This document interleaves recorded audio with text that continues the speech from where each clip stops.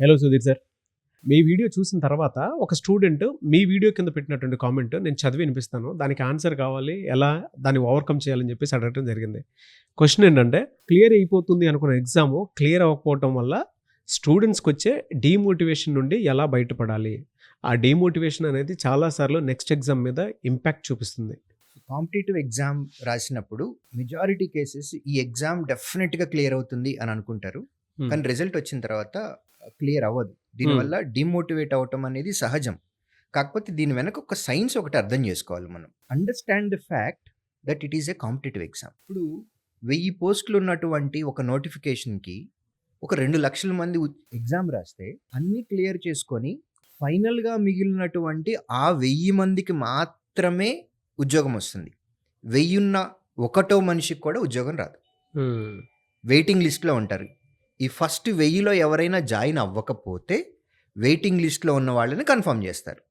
So ఇది మీరు ఎవరైతే ఎగ్జామ్ రాస్తున్నటువంటి ఉన్నారో స్టూడెంట్స్, మీ సైడ్ నుంచి మీరు కరెక్ట్గానే ఆన్సర్స్ పెట్టారు. మీ ఎఫర్ట్కి తగ్గట్టుగానే మీరు ఆన్సర్లు పెట్టారు. కానీ రిలేటివ్ మెరిట్లో మీరు వెనకబడ్డారు. అంతే తప్ప మీరు బాగా పెర్ఫామ్ చేయలేదని కాదు, మీరు బాగా చదవలేదని కాదు, మీ ప్రిపరేషన్ బాగా లేదని కాదు. మీకంటే బాగా పెర్ఫామ్ చేసిన అండర్లైన్ మీకంటే బాగా పెర్ఫామ్ చేసిన వాళ్ళు ఎక్కువ మంది ఉన్నారు. కాబట్టే మిమ్మల్ని దాటి వాళ్ళు ముందుకెళ్ళిపోయారు. అందువల్ల మీరు వెనకబడ్డారు. సో మీ పరుగు ఎప్పుడు మీరు ఆపకూడదు. Okay. Don't get demotivated. In fact ఇలా గనక మీకు జరిగి అట్లయితే గనక మీకు ఉద్యోగం రాలేదు అని అనుకుంటే మీరు చాలా పాజిటివ్గా ఆలోచించాల్సింది ఏంటి అని అంటే, మీకంటే బాగా చదివే వాళ్ళు ఎవరైతే ఉన్నారో వాళ్ళు ఈ నోటిఫికేషన్లో వెళ్ళిపోయారు. నెక్స్ట్ మీరు రాసే ఎగ్జామ్కి వీళ్ళు మీకు అడ్డు కాదు. నెక్స్ట్ ఉన్న వాళ్ళల్లో మీరే ముందుంటారు. సాటిస్ఫైడ్గా ఉంది. అంటే ఇది లాజికల్గా చెప్తున్నానండి. మిమ్మల్ని సాటిస్ఫై చేయాలనో లేకపోతే ఆడియన్స్ని సాటిస్ఫై చేయాలి. అవును. ఇది ఫ్యాక్ట్. ఎందుకంటే ఉద్యోగం వచ్చిన తర్వాత మళ్ళీ ఇంకో ఉద్యోగానికి ఎందుకు అప్లై చేస్తారు? ఈ నోటిఫికేషన్లో మీకంటే బెటర్గా పెర్ఫామ్ చేసిన వాళ్ళు ఉన్నారు అని అంటే వాళ్ళు మీకంటే తెలియగల వాళ్ళు. మీకంటే ఏదో ఒకటి వాళ్ళకి ఎక్స్ట్రా క్వాలిటీ ఉంది డెఫినెట్గా. వాళ్ళు ఇందులో వెళ్ళిపోయారు ముందే. సో నెక్స్ట్ రాయబోయే ఎగ్జామ్లో మీరు ముందుంటారు. ఈ ఫ్యాక్ట్ని అర్థం చేసుకొని మీ ప్రిపరేషన్ని కంటిన్యూ చేస్తూ వెళ్ళిపోవాలి. At the same time demotivate అస్సలు అవ్వకూడదు. ఎందుకంటే ఇలాంటి సిచ్యువేషన్లో మీరు డీమోటివేట్ అయ్యారు అని అనుకోండి, మీ ప్రిపరేషన్ స్టాండర్డ్స్ తగ్గిపోతాయి. అవును. సో అర్థం చేసుకోవాల్సింది ఏంటంటే, there are people who performed better than you, so they got job.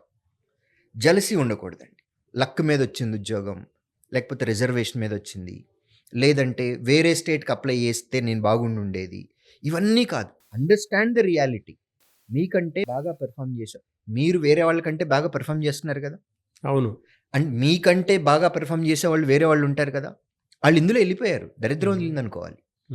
Next ఎగ్జామ్కి మనం ముందుంటాం. కాబట్టి ఇంకా రెట్టించిన ఉత్సాహంతో మనం ప్రిపేర్ అవుతూ ఉండాలి. ఎట్ ద సేమ్ టైం మనకి బ్రిడ్జ్ గ్యాప్స్ ఏమైనా ఉన్నాయా? అన్ని సబ్జెక్టుల్లో బాగా మార్కులు వస్తున్నాయా? ఏదైనా ఒక సబ్జెక్ట్లో తక్కువ వస్తుందా? తక్కువ వస్తుంటే ఎందులో తక్కువ వస్తుంది? ఏ టాపిక్లో తక్కువ వస్తుంది? దాన్ని కాన్సన్ట్రేట్ చేయండి. దీన్ని సెల్ఫ్ పోస్ట్ మార్టం అంటాం. దీన్ని రిపేర్ చేయండి. నెక్స్ట్ ఎగ్జామ్లో దీనికంటే ఎక్కువ మార్కులు వచ్చేలాగా పెర్ఫామ్ చేయండి. చేస్తే నెక్స్ట్ నోటిఫికేషన్లో జాబ్ మీదే, రేస్లో మీరే ముందుంటారు. So it is relatively merit. Relative merit. మీరు బాగా పెర్ఫామ్ చేశారు, మీకు ఉద్యోగం రాలేదు. ఎందువల్ల? రిలేటివ్ మెరిట్ వల్ల. నెక్స్ట్ నోటిఫికేషన్కి ఇంకొంచెం జాగ్రత్త పడండి. మీ ల్యాప్సెస్ ఏవైతే ఉన్నాయో వాటిని రిపేర్ చేయండి. వాటిని బ్రిడ్జ్ గ్యాప్స్ని, ఆ బ్రిడ్జ్ గ్యాప్ ఏదైతే ఉందో దాన్ని కంప్లీట్ చేయండి. కంప్లీట్ చేసి రెట్టించిన ఉత్సాహంతో నెక్స్ట్ నోటిఫికేషన్కి అప్లై చేయండి. బాగా పెర్ఫామ్ చేయండి. డెఫినెట్గా నెక్స్ట్ నోటిఫికేషన్లో మీరే ముందుంటారు. This is my answer for that comment. Very good answer అండి. మీరు చెప్పేటప్పుడు నాకు బాగా నచ్చిన విషయం ఏంటంటే, జస్ట్ అంటే మనం కాంపిటేటివ్లో ఉన్నాం కాబట్టి ఉన్న కాంపిటీషన్లో సగం మంది ఎగిరిపోయారు అన్న విషయాన్ని ఫస్ట్ మైండ్లో పెట్టుకొని అక్కడి నుంచి మీ ప్రిపరేషన్ సెల్ఫ్గా స్టార్ట్ చేయండి అని చెప్పేసి అన్నారు. కొంచెం సెల్ఫ్ పోస్ట్ మార్టం చేసి ఆలోచిస్తే, కట్లగా ఆలోచిస్తే ఆ డీమోటివేషన్ అనేది ఖచ్చితంగా వెళ్తుంది. అంటే that is what we call reality. అందులోకి ఎప్పుడైతే ఆ పిల్లలు రాలేకపోతారో ఇంకా డీమోటివేట్ అవుతూనే ఉంటారు. ఇప్పుడు I have given great answer for them. ఒక నోటిఫికేషన్‌లో ఉద్యోగం వస్తే మంచిది, రాకపోతే మరీ మంచిది అనే ఈ థాట్ ప్రాసెస్ తోటి వెళ్ళాలండి. మీరు క్లర్క్‌కి అప్లై చేశారు. ఉద్యోగం వచ్చేసింది. ఉద్యోగం వచ్చిన ఆనందంతోటి మన ఫ్యామిలీ పరిస్థితులను బట్టి మనం ఉద్యోగంలో జాయిన్ అయిపోతాం. సో, మెజారిటీ ఆఫ్ మన టైం ఏదైతే ఉందో ఉద్యోగం మీద పెడతాము. నెక్స్ట్ ఆఫీసర్ పోస్ట్ మీదో, లేకపోతే ఎస్ఎస్‌సి కండక్ట్ చేసేటటువంటి సీజీఎల్ ఎగ్జామో, లేకపోతే గ్రూప్ 1, గ్రూప్ 2, గ్రూప్ 3 ఎగ్జామ్స్ వీటికి మనం టైం స్పెండ్ చేయలేం.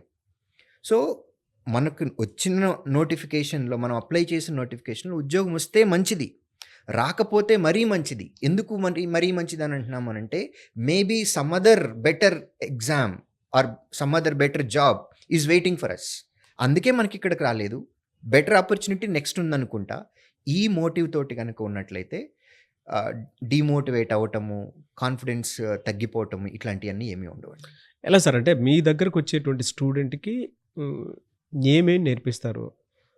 వాళ్ళ కాన్ఫిడెన్స్ ఏ విధంగా బిల్డ్ అయ్యి, ఎన్ని డేస్‌లో అంటే ఎన్ని మంత్స్‌లో జాబ్ క్రాక్ చేయడానికి అవకాశం ఉంటుంది? ఎలా అప్రోచ్ అవ్వాలి? నాగరాజు గారు, సబ్జెక్ట్ అనేది ఎవరు చెప్పినా ఒకటేనండి.